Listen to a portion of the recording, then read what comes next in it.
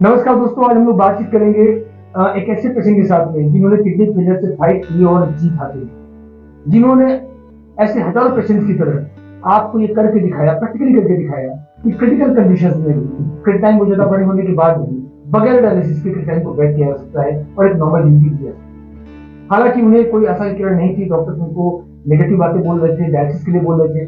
तो क्या हुआ और कैसी रही स्टोरी हम जानेंगे स्मिता जी से, जो कि बिहार की गया की निवासी है। तो आइए मिलते हैं स्मिता जी से।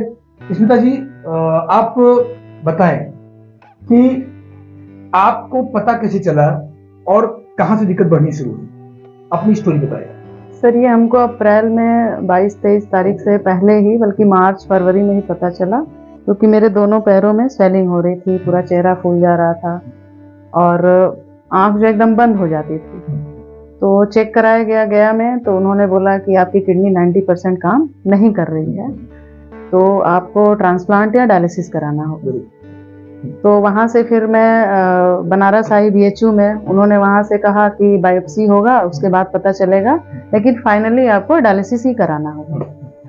वहाँ फिर 15 दिन की मैंने दवा ली। उसके बाद उस समय 5 था, 4 से पता चला था, 5 पहुंचा था, 5 था। चलिए, उसके बाद मैं फिर वहाँ से नंबर लगाया हमने लखनऊ PGI में, तो वहाँ पर भी गए तो उन्होंने बोला कि अभी तो डायलिसिस नहीं होगी, बट भविष्य में डायलिसिस करानी होगी। तो वहाँ जब हम गए तो उन्होंने जो भी दवाइयाँ चलाई, BP की और जो भी वगैरह वगैरह दवाइयाँ थी उन्होंने चलाई, तो उसके बाद से वो 5 से 4 हुआ, लेकिन अभी 2 से 3 महीने के अंदर में वो क्रेटिनाइन बढ़ करके 10 के ऊपर चला गया। 10 के ऊपर।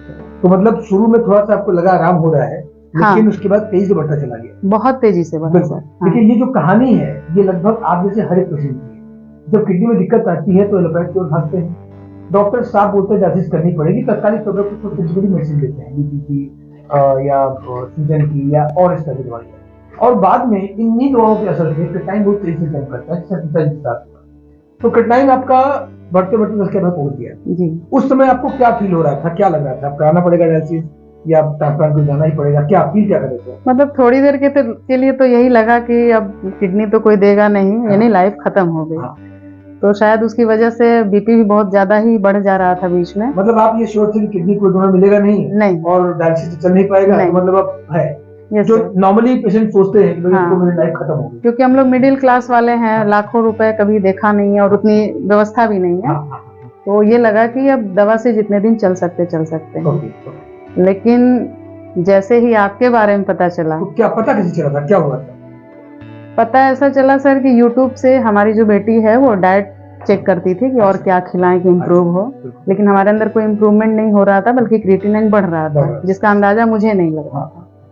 उसी में मैंने आपका वीडियो देखा, आपकी जो बातें थी, जिस तरीके से आपने बताया और एक एक पॉइंट जो आपने क्लियर करके बताया है कि डायलिसिस किस तरीके से इलाज नहीं है या किडनी ट्रांसप्लांट भी एक इलाज नहीं है, तो हम लोग उसकी तरफ भागेंगे तो कोई फायदा नहीं है। तो आपका वीडियो मैंने देखा और यहाँ आपके यहाँ ऑनलाइन बुकिंग कराई हमने और फिर हम आप तक पहुंचे। चलो, अब यहाँ पर आने के बाद क्योंकि क्रिटाइन का 10 लगभग पहुंच चुका था और 5 के बाद डॉक्टर डायलिसिस की बात कर लेते हैं, तो ऐसे स्टेज में हम पेशेंट को रिकमेंड करते हैं कि हम एडमिट करेंगे, किडनी रीजनरेशन ट्रीटमेंट करेंगे, इसको AKRT बोलते हैं, अल्टरनेटिव किडनी रीजनरेशन थेरेपी, जो भारत के अंदर सिर्फ एकमात्र संस्था विज्ञान है। तो हमने स्मिता जी का वही प्लान किया और हमने इनका इलाज शुरू किया। स्मिता जी, शुरू में जब आपने स्टार्ट किया था तो आपको लगता था कि क्या वास्तव में टाइम बैक हो जाएगा? हाँ। बिना डायलिसिस के आपको लग रहा था ऐसा? बिल्कुल लग रहा था, क्योंकि आपका जो मतलब क्या बोले, एक अच्छे आप वक्ता भी हैं और आपने जो एक पॉइंट क्लियर करके जो बताया है, तो वो चीजें हम लोग को बहुत ज्यादा दिमाग में मतलब पॉजिटिव एनर्जी लगा था कि मतलब होगा ऐसा। हाँ, मुझे बिल्कुल श्योर था और आज तो मैं बिल्कुल इतनी खुश हूँ। बाकी पेशेंट का थोड़ा घटा बढ़ा उससे नहीं मुझे दिक्कत है। जब आप आए तो आप ऐसे कई पेशेंट से मिले भी जिनका टाइम कम हो रहा था, बहुत कम हो रहा था, तो और ज्यादा पॉजिटिविटी आई मेरे अंदर। तो आपको बाकी पेशेंट से मिलके फील हुआ कि हाँ ऐसा हो सकता है? हाँ, बिल्कुल। आपने ऐसे कोई पेशेंट देखे जिनका डायलिसिस बंद हुआ इस दौरान? हाँ, मैंने देखा, एक पेशेंट आए हुए थे, मुझे नाम नहीं याद है, वो नेपाल काठमांडू से थे, और एक मुन्नी देवी जी थी जो शायद पटना से कहीं से आई थी, तो उनका भी डायलिसिस रुका और वो सर का तो 100 डायलिसिस हो चुका था, जिनका डायलिसिस यहाँ आने के बाद बिल्कुल बंद, बल्कि क्रिटाइन भी बैक हो गया। क्रिएटिनिन भी। देखिए, एक मैसेज यहाँ बहुत इंपॉर्टेंट है। बहुत से ऐसे लोग हैं जो इस तरह की भ्रामक चीजें करते हैं, वो अपने आप भर्ती करते हैं और दिखाते हैं कि देखो इनको आराम हो रहा है। वो आंकड़े की बात नहीं करते, क्रिएटिनिन लेवल की बात नहीं करते, क्रिएटिनिन कितना बैक हुआ इसकी बात नहीं करते, डायलिसिस बंद हो गई की बात नहीं करते, आराम मिल गया, 1 हफ्ता डायलिसिस नहीं करना पड़ा। वो इन भ्रामक बातों को करके लोगों को मूर्ख बनाते हैं। और हम यहाँ पे एक आंकड़ों की बात करते हैं, ठीक, कि अगर आपका क्रिएटिनिन 10.3 था जो कि पहले 3 दिन में बढ़ा, इवन मुझे याद है आपकी रिपोर्ट में जब आप आए थे तो 9.87 10 के आसपास था, और वो रातों रात बढ़ के 10.3 हुआ था। अगले 3 दिन में थोड़ा सा वो और इंक्रीज हुआ, बल्कि युद्ध घटना शुरू हुआ। दूसरी रिपोर्ट से वो ऑलरेडी बैक होना शुरू हो गया, लेकिन उतनी स्पीड नहीं थी। आपके 2 दिन में, और अगले 3 दिन बाद की रिपोर्ट में बैक हो जाएगा, जो कि कंटिन्यू बैक के कंडीशन में जा रहा है। तो ये जो हम रिपोर्ट की बात करते हैं, आप इस बात पे गौर करेंगे कि इंडिया में कोई भी इस तरह के बहुत सारे लोग हैं जो कि वो टीवी पे प्रचार कर रहे हैं, बहुत कुछ कर रहे हैं, लेकिन वो आंकड़ों की बात नहीं करते। कितना क्रिएटिनिन था, कितना रुका, कितना घटा, डायलिसिस कितने दिन में रुकी और कितना क्रिएटिनिन बैक हुआ। जैसा सीता जी ने बताया, मैंने कई पेशेंट से मुलाकात की जिनका क्रिएटिनिन रुका और बैक हुआ, बहुत ज्यादा बैक हुआ। बैक का मतलब क्रिएटिनिन घटने लगा बहुत ज्यादा, न कि डायलिसिस धीमी हो गई, एक हफ्ते डायलिसिस नहीं करनी पड़ी, ऐसी बातें नहीं। ये आपने प्रैक्टिकली देखा और यही से आपका कॉन्फिडेंस बना। चलिए, इसके बाद अभी आप कैसा फील कर रही हैं? आपको क्या लग रहा है? आपको आशा लग रही है कि अब हम पूरी तरह ठीक हो जाएंगे और चीजें? हाँ बिल्कुल सर, यहाँ से मुझे लग रहा है, और बाकी जो पेशेंट गए हैं वो भी बहुत खुश होकर के गए हैं। और कोशिश यही रहेगी कि हमारे आसपास या दूर दराज में भी अगर किसी को ऐसा सुनने को मिलता है तो हम बिल्कुल यही भेजेंगे। बिल्कुल, आप उनको मदद करेंगे। ठीक, ये मैसेज मैं हमेशा लोगों को देता हूँ कि आप एक वीडियो लोगों तक पहुंचाएं, इसलिए नहीं कि उससे हमको बिजनेस मिलेगा, इसलिए क्योंकि उससे आप किसी की जिंदगी बचा पाए।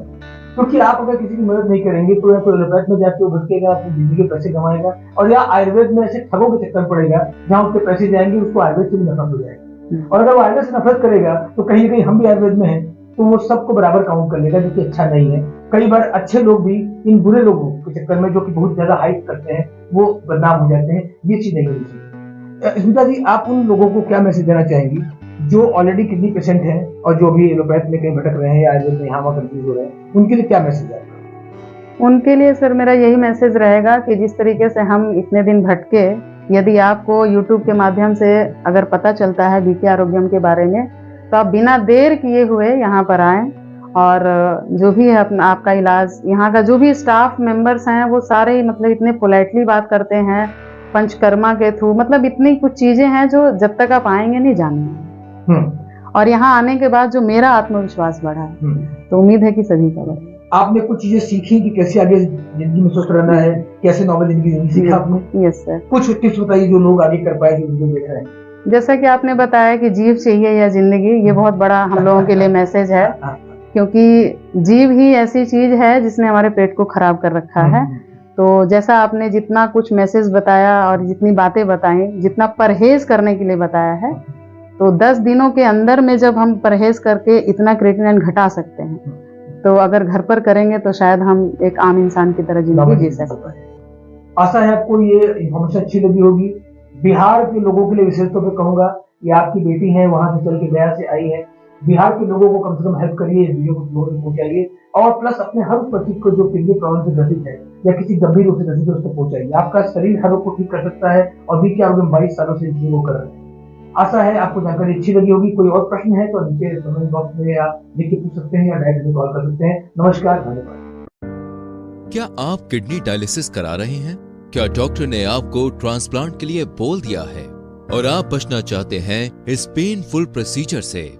तो बीके आरोग्यम आपके लिए वरदान साबित हो सकता है, जहां किडनी का इलाज हजारों साल पुराने आयुर्वेदिक पद्धतियों जैसे पंचकर्मा, जानुवस्ती, हृदयवस्ती, नेचुरोपैथी और आयुर्वेदिक औषधियों के माध्यम से किया जाता है।